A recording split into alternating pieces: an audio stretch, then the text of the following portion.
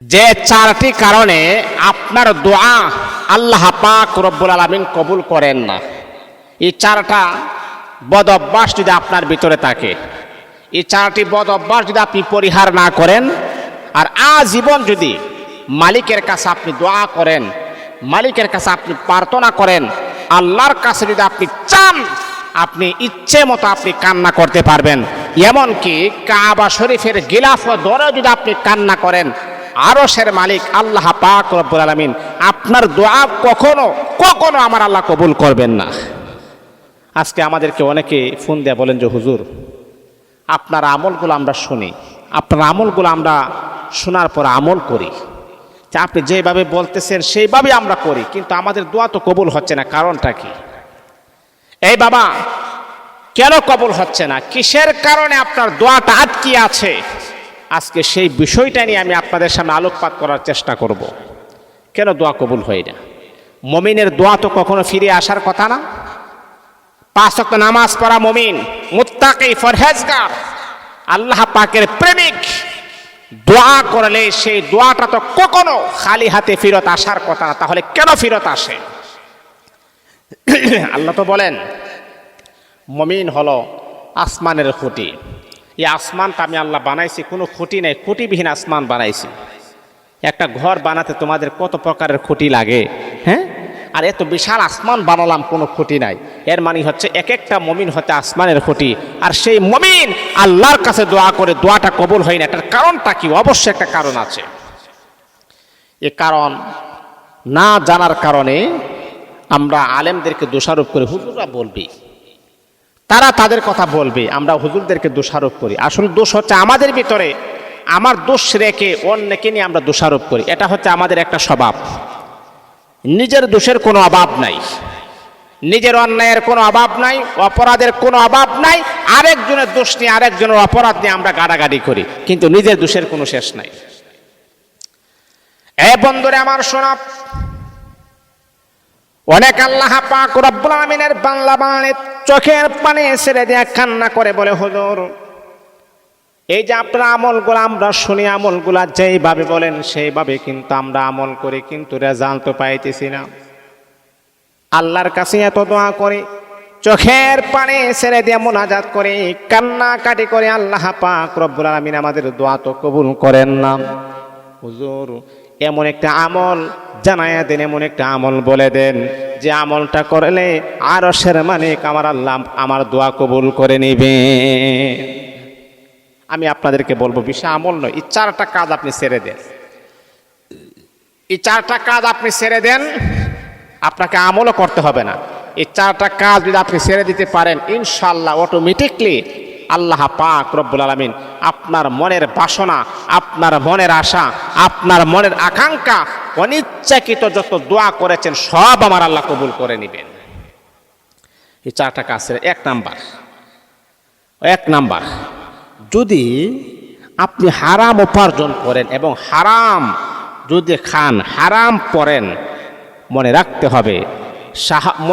হবে হারাম যদি আপনি হারাম খান, হারাম পড়েন, হারাম উপার্জন করেন, আল্লাহর কসমকে বলি, হারাম উপার্জন করা এই পোশাক পরে যতদিন আপনি দোয়া করবেন সেই দোয়াটা কখনো কবুল হবে না।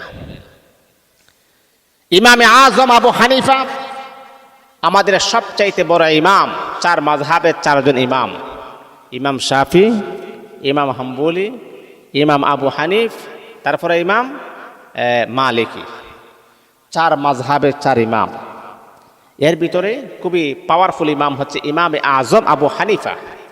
তো উনি বললেন, কোনো ব্যক্তি যখন হারাম খায়, হারাম খাওয়ার পরে যে খাবারটা তার পেটে যায়, হারাম খাবার খেয়ে সে যদি 40 দিনও দোয়া করে সেই দোয়াটা কবুল হয় না। 40 দিন পরে তার দোয়াটা কবুল হওয়ার সম্ভাবনা আছে।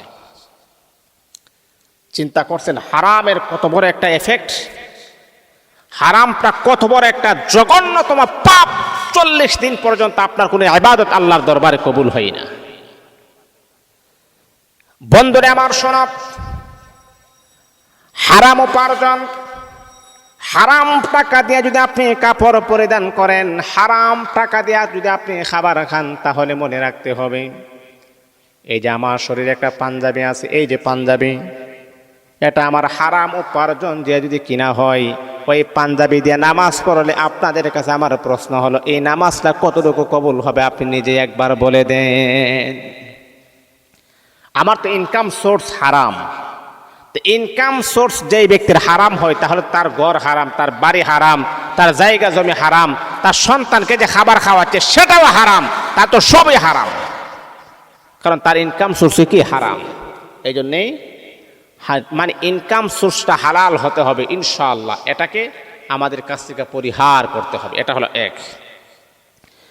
2 নাম্বার হলো সুদ এবং ঘুষের সাথে সম্পর্ক থাকলে আল্লাহ পাক রব্বুল আলামিন আপনার দোয়া আরশের মালিক আমার আল্লাহ কখনো কবুল করবেন না। সুদ ঘুষের সাথে সম্পর্ক থাকলে। সুদের ব্যাপারে অনেক আলোচনা করি। সুদের ব্যাপারে আলোচনা করলে আপনাদের চেহারা ঠিক থাকে না, আপনারা আমাকে খারাপ চোখে দেখেন। আমি তো অনেকের দেখি, তো বুঝি। দেখেন, সুদের সর্বনিম্ন গুনাহটা কি জানেন? সুদের সর্বনিম্ন গুনাহ হলো নিজের আপন মায়ের সাথে জেনা করলে যেই পরিমাণ গুনাহ হবে, সেই পরিমাণ গুনাহ হলে এটা হলো সর্বনিম্ন গুনাহ। আমাদের দেশের রাস্তার পাগল, ওই পাগলও কিন্তু তার মার সাথে জেনা করার মতো সাহস করে না, এরকম চিন্তা ফিকিরও তার মাথার ভিতরে আসে না। আর আপনি সৎ জ্ঞানে একেবারে ঠান্ডা মাথায়, একেবারে সুন্দর মাথায় সুদ খাচ্ছেন, আর প্রত্যেক দিন আপনার মায়ের সাথে আপনি জিনা করতেছেন। যারা সুদ খায় অতি তাড়াতাড়ি তারা ধনী হয়ে যায়। মনে করেন, আপনারা যদি মনে করেন 50 লক্ষ টাকা থাকে, 50 লক্ষ যদি টাকা থাকে, লাখে এখন 20 থেকে 30,000 টাকা দেওয়া লাগে বছরে। এখন এই 50 লক্ষ টাকায় আপনি সুদে লাগাই দিয়েছেন, তাহলে এবার আপনি এবারই যে হিসাব করেন, 50 লক্ষ টাকায় যে লাখে 20,000 টাকায় আমি ধরি প্রত্যেক বছরে, তাহলে 50 লক্ষ টাকায় কত লক্ষ টাকা আসতেছে একটাবার আপনি হিসাব করুন। তাহলে বাবা, আমি আপনাকে বলি, শুনেন, দিলের কান লাগায় কথাগুলা শুনেন। সুদ খেলে আল্লাহ পাক রব্বুল আলামিন তার চেহারাটাকে কালো বানায় দেয়। সুদ খাওয়ার পরে মনের ভিতরে অশান্তি বিরাজমান করে। সুদ খাইলে আমল আখলাকে কখনো শান্তি আসে না। সুদ খেলে আল্লাহ পাক রব্বুল আলামিন এমন কিছু রোগ আমার আল্লাহ দেন, যে রোগ থেকে আপনি কখনো আর বাঁচতে পারবেন না, সেই রোগ নিয়ে আপনি কবরও যাইতে হবে। বাবা, সুদের কথা, সুদের যে এফেক্ট, সুদের যে বিপদ, সেটা কিন্তু দুনিয়াতে আপনাকে ঘায়েল করে ফেলবে। এই জন্যে মনে রাখতে হবে সুদখোরের দোয়া, ঘুষখোরের দোয়া আল্লাহ পাক রব্বুল আলামিন কখনোই আমার আল্লাহ কবুল করবেন না, কখনোই আমার আল্লাহ তার দোয়া কবুল করবেন না। এমনকি কাবা শরীফের গিলাফ ধরে কান্না করলেও আমার আল্লাহ তার দোয়া কবুল করবেন না। সুদ ঘুষ, এটা হলো 2 নাম্বার। 3 নাম্বার হচ্ছে আল্লাহর কাছে দোয়াও করে আবার জেনাও করে। আছে না এমন? বন্ধুরে আমার শোনো, এমন ভাবে তওবা করতে হবে, এমন ভাবে মালিকের কাছে ফিরে আসতে হবে। এ রব্বুল আলামিন, আর জীবনে কোনোদিন অন্যায় করব না, আর জীবনে কোনোদিন অপরাধ করব না, আর জীবনে কোনোদিন জেনা করব না। কিন্তু আপনি কি করেন জানেননি? আপনি জেনাও করেন আবার তওবাও করেন। না না, এই তওবা যদি আপনি কিয়ামত পর্যন্ত করেন, আল্লাহ পাক রব্বুল আলামিন আপনার তওবা কখনো আমার আল্লাহ কবুল করবেন না। ইন্নাল্লাহা ইউহিব্বুত তাওয়াবিনা ওয়া ইউহিব্বুল মুতাতাহহিরিন। তওবাকারীকে আমার আল্লাহ অত্যন্ত বেশি পছন্দ করেন। এই জন্যে তওবাও করেন আবার জেনাও করেন, তওবা করেন আবার জেনাও করেন, জেনাও করেন, তওবাও করেন। না না, আপনার দোয়া আমার আল্লাহ কখনো কবুল করবেন না। সর্বশেষ হচ্ছে, মনে রাখতে হবে, যারা কবিরা গুনাহ সদা সর্বদা করে, কবিরা গুনাহ করে, মনে করেন মিথ্যা কথা বলা, এটা কবিরা গুনাহ। মানে মিথ্যাটাকে একটা ফ্যাশন মনে করে, মিথ্যাটাকে অপরিহার্য মনে করে, কথায় যারা মিথ্যা কথা বলে, তার দোয়া আরশের মালিক আল্লাহ পাক রব্বুল আলামিন কখনোই আমার আল্লাহ কবুল করবেন না।